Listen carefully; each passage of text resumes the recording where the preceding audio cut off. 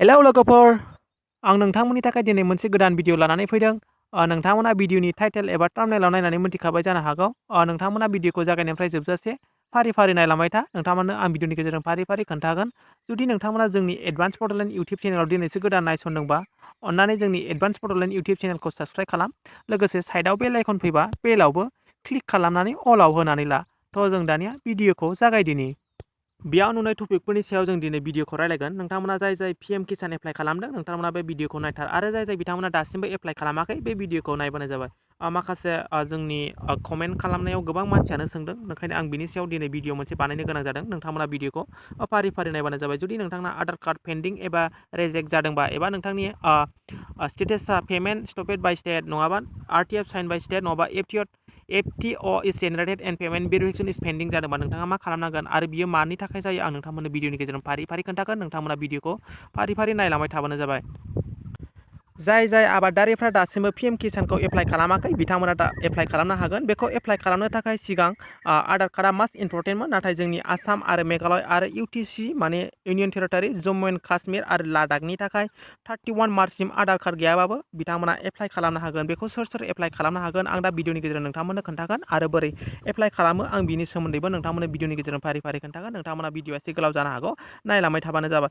बेखौ नोंथांमोना गोसोआव लादोदि बेखौ एप्लाइ खालामनो थाखाय जोंनि आसाम आरो मेघालय आरो जम्मु एन्ड काश्मीर एन्ड लादाखआ 31 मार्चसिम बेखौ एप्लाइ खालामनो थाखाय आधार कार्ड नांलायनाय नङा। बेजों लोगोसे जाय बिथांमोननि आधार कार्डआ पेन्डिं एबा रिजेक्टेड जादों बिथांमोनहाबो गाव गावनि स्टेटासखौ चेक खालामनानै लानो हागोन। जुदि नोंथांमोना रिजेक्ट जादोंबा मा खालामनांगोन आं बिनि सोमोन्दै नोंथांमोननि भिडिअनि गेजेरजों खोन्थागोन। जुदि नोंथांमोना बायसान्सआव नोंथांमोननि आधार कार्डआ रिजेक्ट जाबायबा एबा भेरिफिकेसन इज पेन्डिं जानानै दंबा नोंथांमोना बिनि फैसाखौ मोनला आं बिनि सोमोन्दैबो नोंथांमोननो खोन्थागोन। नोंथांमोना भिडिअखौ नायबाय था।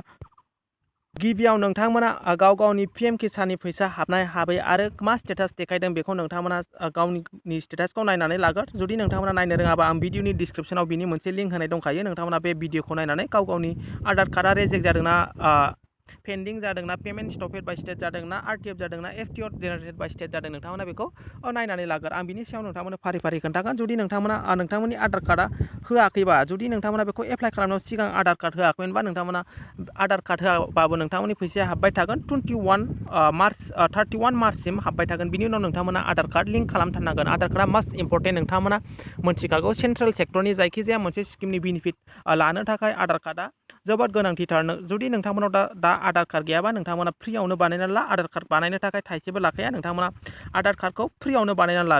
नोंथांमोना 31 मार्चसिम नोंथांमोना आधार कार्ड गैयाबाबो नोंथांमोनाव बे फैसाया हाबबाय थागोन। 31 मार्च 2021 सिम हाबबाय थागोन जुदि आधार कार्ड गैयाबाबो। जुदि नोंथांमोना बिनि उनाव आधार कार्ड गैया नोंथांमोननि एकाउन्टआव फैसा हाबनाय नङा। ओंखायनो नोंथांमोना जुदि आधार कार्ड गैयाबा आधार कार्ड बानायनानै लादो। बिनि उनाव नोंथांमोना जेब्ला सम फैयो अब्ला नोंथांमोना जेराव होदों अनलाइनाव एप्लाइ खालामदोंबा अनलाइनाव आपडेट खालामना लादो। जुदि अफलाइन बानायदोंबा नोंथांमोना अबाय फर्म हैदों बेयाव थांनानै नोंथांमोना आधार कार्ड आपडेट खालामनांगोन। नङाबा नोंथांमोनाव बे फैसाया 31 मार्च 2021 निफ्राय हाबनाय नङा।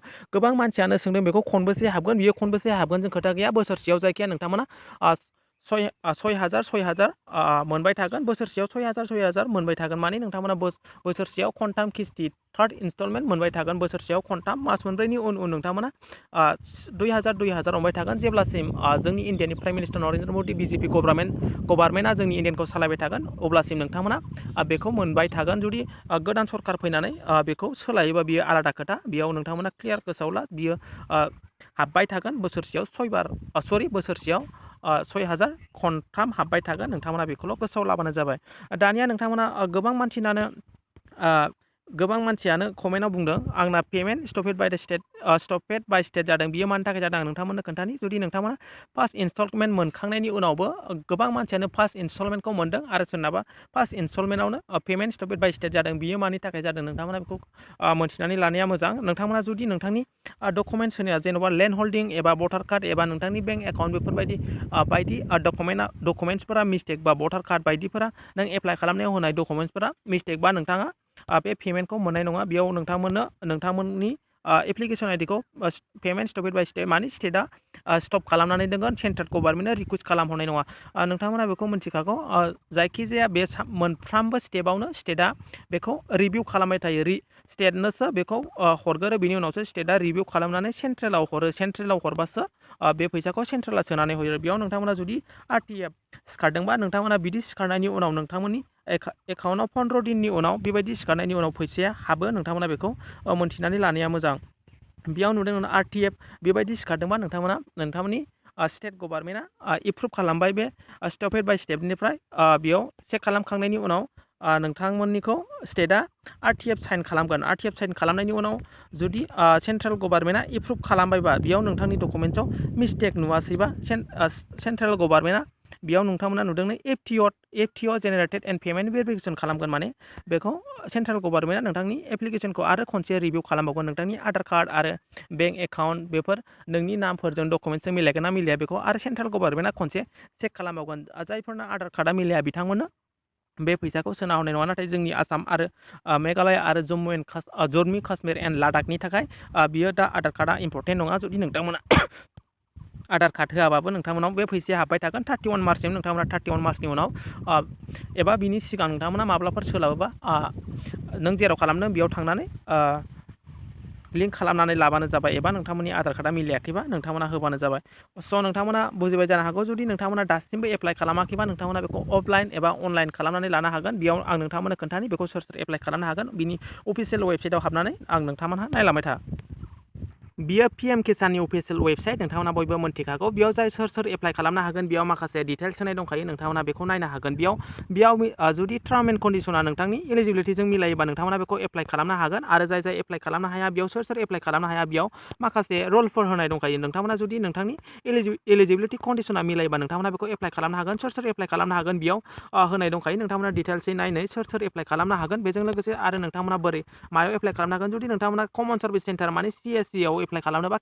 एप्लाइ खालामनो हागोन बेजों लोगोसे नोंथांमोना सेल्फ रेजिस्ट्रेसन गावनो हारसिं न'आव थानानै एप्लाइ खालामनोबा नोंथांमोना गावनो एप्लाइ खालामनो हागोन नोंथांमोना जुदि गाव एप्लाइ खालामनो रोङाबा नोंथांमोना अफलाइनबो खालामनो हागोन डिस्ट्रिक्टनि एग्रिकालचार अफिसाव थांनानै फर्मखौ हैनांगोन आरो बेजों लोगोसे नोंथांमोना कमन सार्भिस सेन्टारावबो बेखौ एप्लाइ खालामनो हागोन आरो लोगोसे नोंथांमोना गाव हारसिङैबो एप्लाइ खालामनो हागोन आं बिनि सायाव अलरेडि भिडिअ खालामखानाय दं गाव हारसिङै माबायदि एप्लाइ खालामो बिनि सायाव नोंथांमोना बे भिडिअखौ नुवाखैबा आं भिडिअनि डिसक्रिपसनखौ होगोन नोंथांमोना बेखौ थांनानै नाय आरो एप्लाइ खालामनानै ला आं मोनसे खोथाखौ क्लियार बुंखायो दि नोंथांमोना जुदि बायसान्सआव एप्लाइ खालामनानै मोनाबा बियो जोंनि एडभान्स बड'लेण्ड इउटुब चेनेलनि दाय गैया गोबां मानसियानो हारसिं एप्लाइ खालामनायफोरनिया हाबाखै बिनिखायनो आं नोंथांमोनखौ पार्सनेलि आंनि गोसो गोरबोनिफ्राय रिकुवेस्ट खालामो जुदि नोंथांमोना बे स्किमनिफ्राय बेनिफिट मोननो लुगैदोंबा नोंथांमोना अफलाइन नोंथांनि डिस्ट्रिक्टनि हेडक्वार्टार एग्रिकालचार डिपार्टमेन्टआव थांनानै अफलाइन फर्म है अब्लासो नोंथांमोना मोननायनि चान्स थायो जुदि बायसान्सआव हारसिं बानायोबा नोंथांमोना मोननायनि चान्स थाया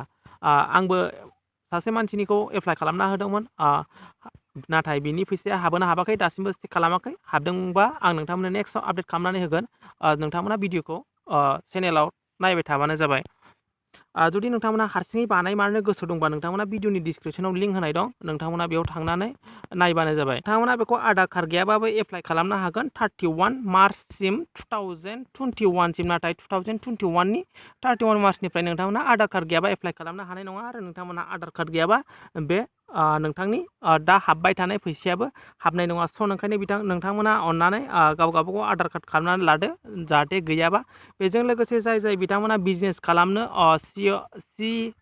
KCC लन लानो गोसो नोंथांमोना लानो हागोन आं बिनि सायाव अलरेडि भिडिअ खालामखानाय दं नोंथांमोना बे भिडिअखौ नायनो हागोन दानिया जों नेक्स्ट आपडेटआव थांदिनि आं नोंथांमोननो मोनसे गेमनि सोमोन्दै खोन्थानि नोंथांमोना बेयाव नुदों नै आं मैया 24 एप्रिलाव मैया आंनि बेंक एकाउन्टआव 1000 ट्रेन्सफार खालामनानै लादों नोंथांमोनाबो जुदि गेम गेलेनानै फैसा खामायनो गोसो दंबा फैसा खामायनो हागोन आरो नोंथांमोना गेम गेलेनानै गावनि पेटिएम एबा बेंक एकाउन्टआव ट्रेन्सफार खालामनानै लानो हागोन बेयाव नोंथांमोना नुदों नै आं मैयासो 24 एप्रिलाव 1000 आंनि बेंक एकाउन्टआव ट्रेन्सफार खालामनानै लादों नोंथांमोना आं बिनि लिंकखौ भिडिअनि डिसक्रिपसनाव होगोन नोंथांमोना बिनिफ्राय डाउनलड खालामनानै गेलेनो हागोन बेजों लोगोसे नोंथांमोना क्लियार गोसोआव लादि जुदि नोंथांमोना फेसबुकजों साइन आप खालामबासो साइन आप बनास हिसाबै 10 रुपिस मोनगोन बेनिखायनो नोंथांमोनखौ आं रिकुवेस्ट खालामो नोंथांमोना फेसबुकजों साइन आप खालाम बेजोंनो नोंथांमोना साइन आप बनासजोंनो गेम गेलेनानै हाजार फैसा खामायनो हागोन आं बेयाव नोंथांमोननो खोन्थाखाबाय आंनि पेमेन्ट प्रुफखौ 1000 आं बेंक एकाउन्टआव ट्रेन्सफार खालामनानै लादों बेखौ बोरै डाउनलड खालामनांगौ बे भिडिअनि डिसक्रिपसनाव थांनानै नोंथांमोना डाउनलड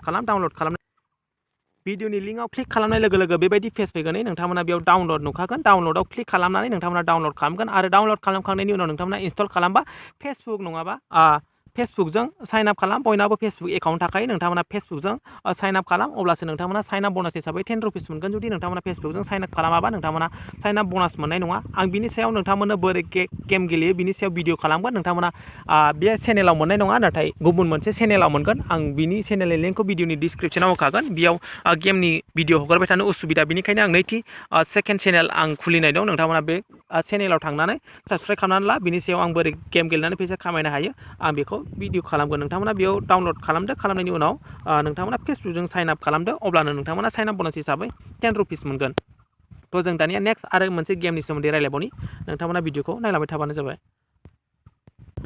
आरो आं नोंथांमोननो गुबुन मोनसे गेमनि लिंक होबावगोन नोंथांमोना बेखौ डाउनलड खालामनानै गेलेनो हागोन बेयाव आं नोंथांमोना नुगोन आं बे गेमनिफ्राय बेसेबां गेम गेलेनानै फैसा खामायखो नोंथांमोना नायनो हागोन बेयाव टटेल आं दिनैसिमाव 5119 थाखा आंनि एकाउन्टआव दा 253 दंबावो आं बेखौ उइथड्र खालामनानै गोसोबा लानो हायो स' नोंथांमोना बे गेमखौबो गेलेनानै लानो हागोन बेयाव नुगोन नोंथांमोना आं बेंकआव लानाय प्रुफखौ डिसप्ले होखादों नोंथांमोना बेखौ नायनो हागोन जुदि नोंथांमोना बे गेमखौ गेलेनोबाबो भिडिअनि लिंकआव होखागोन आं दहाय आरो फेसबुकजों साइन आप खालामना होनांगौ 10 रुपिस बनास मोनो होनाया आलादा नोंथांमोननो नैथि चेनेल आं अनलाइन बड' आर्निं हेल्प चेनेल दङ नोंथांमोना भिडिअनि डिसक्रिपसनाव आं बिनि लिंकखौ होखागोन नोंथांमोना बेयाव थांनानै बेयाव साबस्क्राइब खालामनानै लाहै आं बेयाव भिडिअ हगारगोन नोंथांमोना बोरै खेला गेलेयो बेखौ आं नोंथांमोननो पाबजि एबा फ्रि फायारफोरखौ बोरै गेलेयो गोबां रिक्वेस्ट खालामदों आं नोंथांमोननो भिडिअनि गेजेरजों खोन्थागोन जुदि नोंथांमोना भिडिअखौ मोजां मोनोब्ला लाइक खालाम आरो गाज्रि मोनदोंबाथ' डिसलाइक खालाम दिनैनि भिडिअसिम थेंक इउ नेक्स्ट भिडिअ नोंथांमोनखौ बयखौबो लोगो मोनगोन